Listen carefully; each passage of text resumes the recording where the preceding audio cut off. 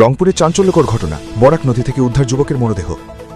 রংপুরে বরাক নদী থেকে উদ্ধার এক যুবকের মৃতদেহ, নাম প্রসেনজিৎ দাস। গত 2-3 দিন থেকে বিবেকানন্দ রোডের বাড়ি থেকে নিখোঁজ ছিল। বুধবার সকালে স্থানীয় লোকরা দেখতে পান বরাক নদীতে এক যুবকের মৃতদেহ ভেসে উঠেছে। খবর পেয়ে রংপুর পুলিশ পৌঁছে মৃতদেহ উদ্ধার করে শিলচর মেডিকেল কলেজ হাসপাতালের মর্গে প্রেরণ করে।